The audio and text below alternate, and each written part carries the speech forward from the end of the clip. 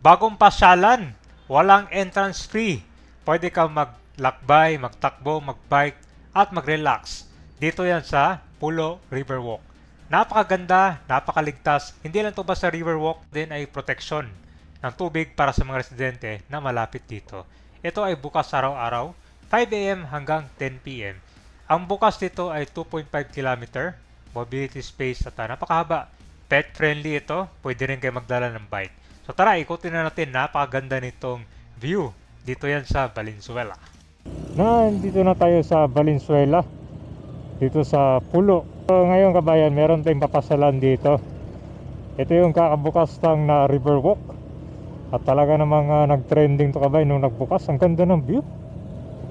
Para siyang esplanade din dun sa Manila. Malapit lang dito Pagkadaan nyo dito sa main road ng Pulo, ito no, sa may tulay. Merong river dyan.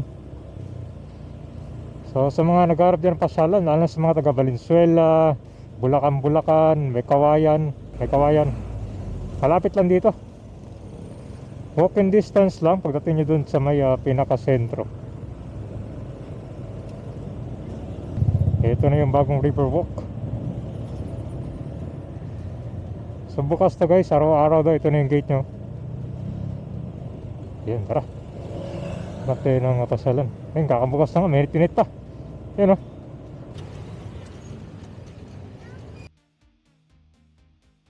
Yung entrance na nandito lang. Now open daily 5 a.m. to 10 p.m. Mas maganda ito pag gabi pala mamasyal, no? Tapos segment 1 and 2 yung open.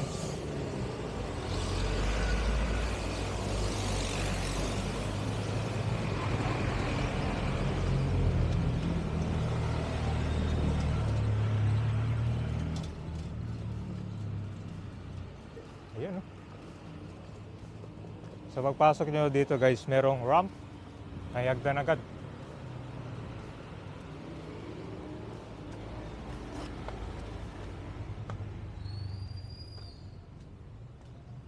So ito guys, ito yung details ng project. So may mga paalala lang dito at saka mga pinagbabawal.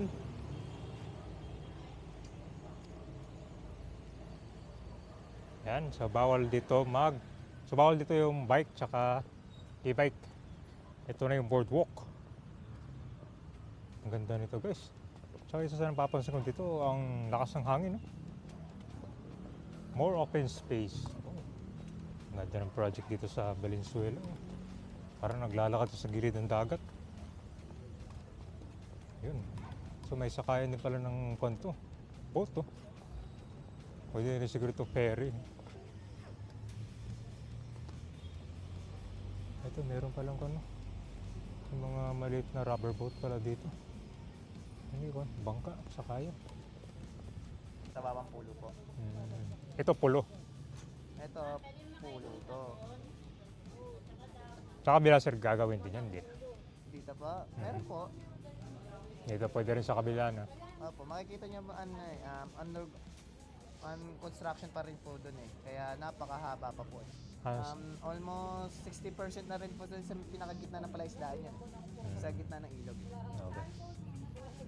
Yung 4M5 na nasa 80, retouch. 80. Okay. Thank you sir, thank you.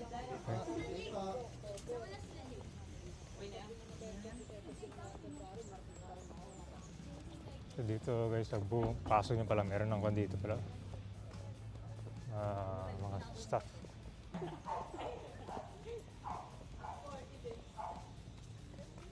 Pwede magdala ng pet pala dito guys. Maganda. Maganda ito mamasyal guys mga alas 5. Yan, mag-jogging tapos pwede rin mag-bike. So, ginagawa rin pala dito. Sir, flood control? Anong project to sir? Anong project? Flood control lang. Sir. Grabe guys, ganda So ang sabi daw hanggang segment 5 to. Ang bukas is 1 and 2. So mahaba pa to kasi itong partial na opening segment 1 and 2 is 2.5 km.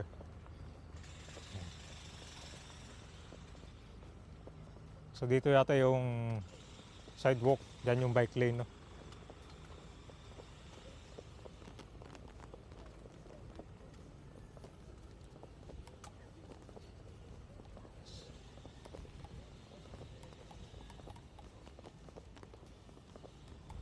So yung bangka pala kanina, pang emergency yan. Maganda rin sana kung dito guys, ano sa tingin niya? Yung parang merong gondola ride. Mas ganda pala mamasyal dito talaga. Malakas yung hangin.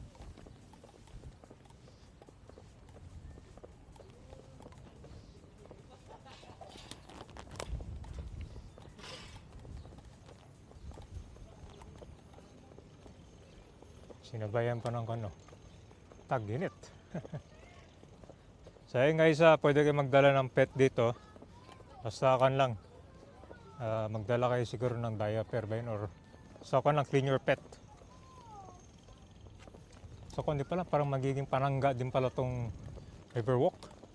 Kasi may mga nakatira din pala dito. Ayun.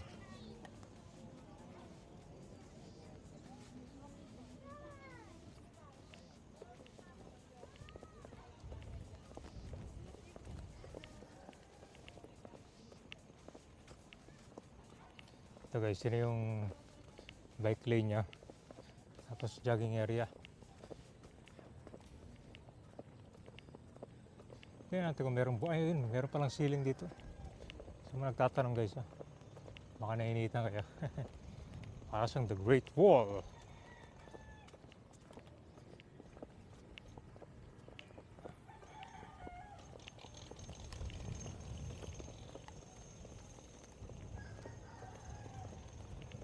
Ang haba pala nito. At pala may dalang dito, bike. Ito pala yung CR. Guys, may CR pala dito.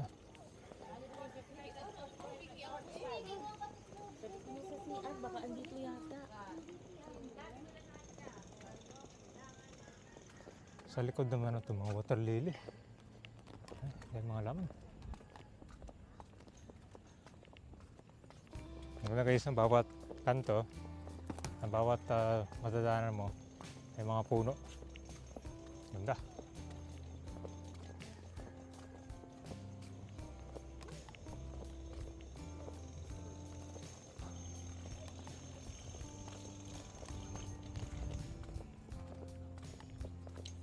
Ito yung mga bench nila. Pero guys, so napakaganda pala dito dahil bukod sa maraming mga halaman, ang lakas ng hangin, no? Maganda ito guys, magdala kayo ng payong. Hindi mo masyadong ramdam yung init eh. Dahil napakaganda ng air, presko. Wala kang makikita dito kundi mga bahay, mga tubig. Yun. Sana pa tayo? Wala pa tayo sa Kalate. 2.5 kilometers. Phase 1 and 2. Pag binuksan ito hanggang 5, taas pa. Siguro makaisang loop ka lang dito, solve ka na. Back and forth. So hindi lang siya basta Riverwalk, panangga din. Dami kasi mga bahay pala dito. Napakagandang project, no?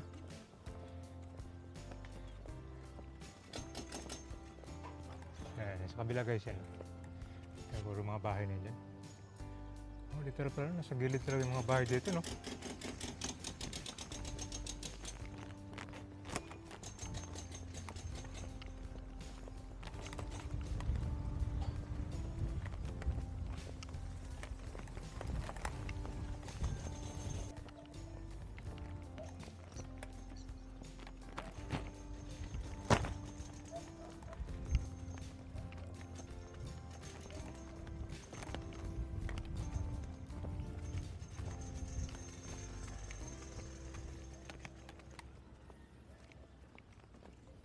Ito guys, yung kanyata to, guard ko na. For employees. So dito, mapapansin mo pagkalampas natin ng 0.50 kilometer, nasa Kalate na tayo. Ito, diretso na siya. Ito, straight na yung pang jogging niya. No joke yung lahin to guys. May mga halaman din pala dito, oh. Ganda. Tagilid.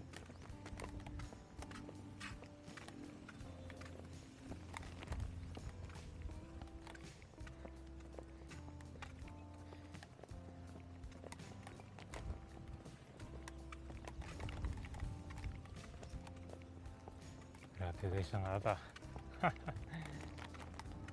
Hanggang yung phase 3 nito. Okay. So dito meron palang gate. Mag-gate pa to. Ayun. So ito guys, meron palang mga gate dito. Ayan o. Para sa mga pang-residente ito. Mabilis yung magpasok nila.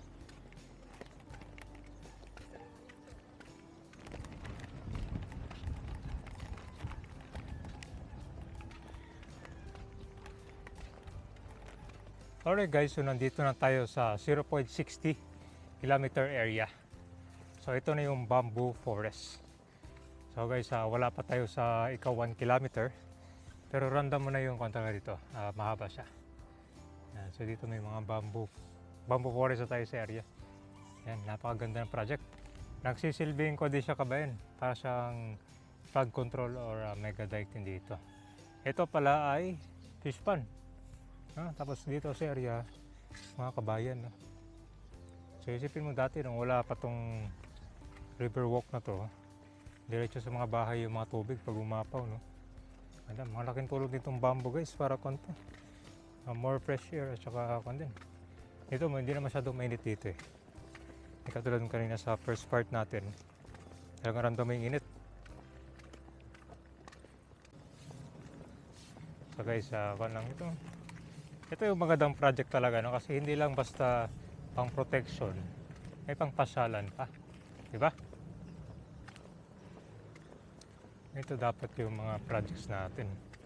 Ito guys, dire-diretso na sa dagat tong river dito. Literal na river walk talaga. Oh. Matinding lakaran. Siguro ang loop nito abutin yata ng more than 1 hour. Kung dire-diretso ang lakad mo. Yan, may mga trash bin na rin. No?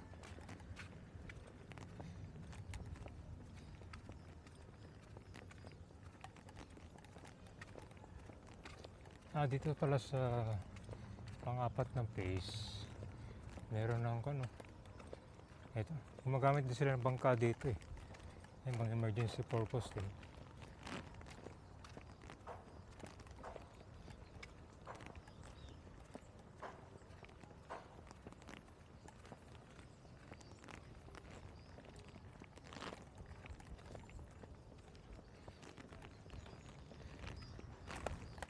Medyo kaunti na lang yung mga puno dito.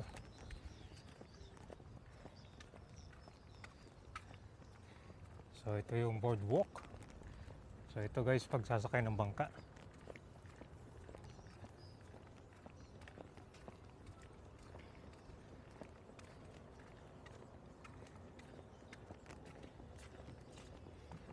Ayan.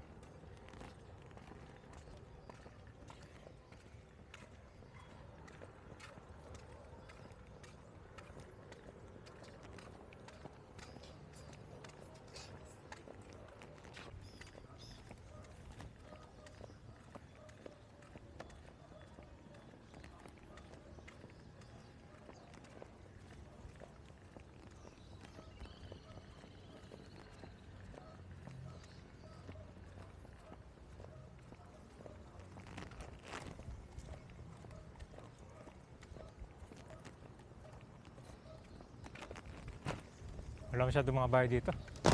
Ito guys, parang ito na yung katapusan ng mga bahay. Ito, wala na. So puro mga puno na lang yung makikita mo dito.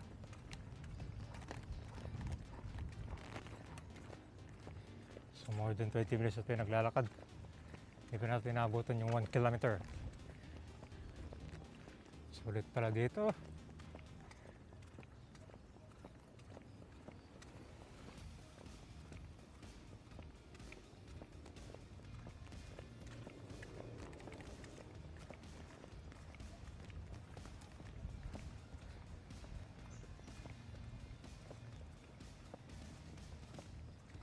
Ito meron lang palang guide.